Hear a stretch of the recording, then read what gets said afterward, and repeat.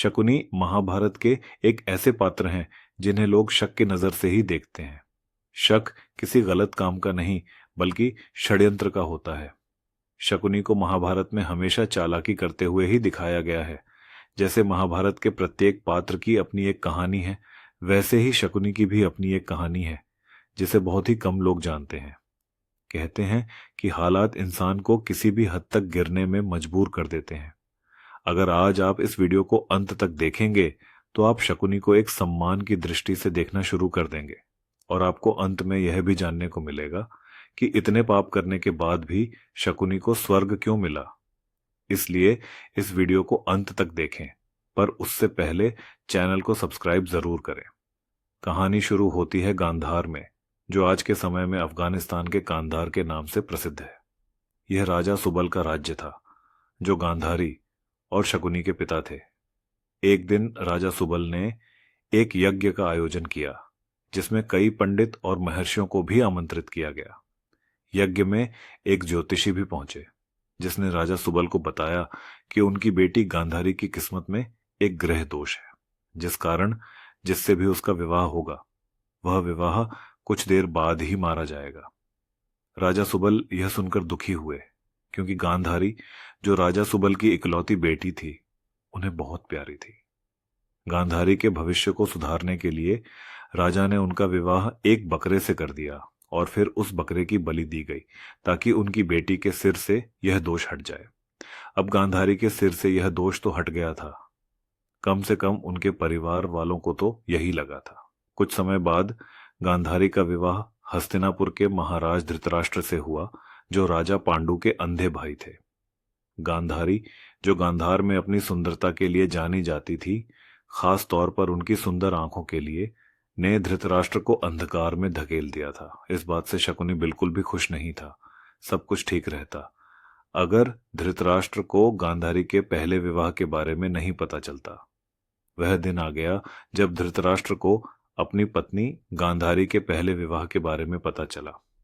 उसे ऐसा लगा कि उसके साथ विश्वासघात हुआ है। वह अपराजित अजय हस्तिनापुर का महाराज था।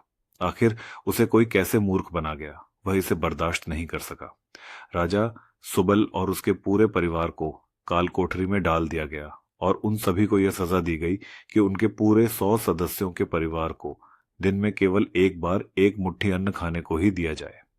एक मुट्ठी अन्न, ऐसी भला पूरे परिवार का पेट कैसे भरता, यह सोचकर ही यह दंड दिया गया था, ताकि वे सभी मारे जाएं। राजा सुबल ने यह सोचा कि अगर मैंने अभी कुछ नहीं किया तो मेरा पूरा परिवार ही मर जाएगा। तो उसने एक उपाय सोचा कि हर एक दिन अगर किसी एक को एक मुट्ठी अनाज खाने को मिल जाए तो वह जिंदा बच जाएगा। इस प्रकार उसका कुल खत्म नहीं होगा, लेकिन वह कौन होगा? खुद राजा सुबल, उनका बेटा या अन्य कोई और? सुबल ने अपने बेटों की परीक्षा लेने के लिए सोचा, यह जानने के लिए कि उनमें से सबसे ज्यादा बुद्धिमान कौन है और जो अपने पूरे परिवार का बदला ले सके, क्योंकि वह जानता था कि उसका समय अब आ गया है। सुबल ने कुछ सोचा और एक हड्डी ली और हड्डी में से एक धागा डालने को अपने पूरे परिवार के सदस्यों को कहा, लेकिन सभी इस काम में विफल रहे। लेकिन शकुनी ने धागे की एक तरफ अन्न बांधा और दूसरी ओर एक चींटी को अन्न के पीछे चलते देखा। चींटी एक ऐसी दूसरी ओर चली गई और चींटी के साथ ही धागा भी हड्डी के एक तरफ से दूसरी तरफ चला गया। इस तरह सबसे छोटे राजकुमार शकुनी ने अपनी बुद्धिमानी दिखाई और पूरे परिवार में वह बच गया। उसने एक एक करके अपने सारे भाइयों को मरते हुए देखा और अंत में अपने पिता राजा सुबल को। जब अपने अंतिम समय गिन रहे थे तो उन्होंने धृतराष्ट्र से शकुनी को कराने की विनती की और धृतराष्ट्र ने शकुनी को करा दिया। इसके बाद यह धृतराष्ट्र की सबसे बड़ी गलती कहलाई। शकुनी द्वारा ही महाभारत के युद्ध में कौरवों को धकेला गया। शकुनी ने वह किया जिसके लिए उसे जिंदा रखा गया था, अपने वंश के विनाश का बदला लेने के लिए, और अंत में पांडवों द्वारा राष्ट्र के एक भी पुत्र को नहीं बख्शा गया।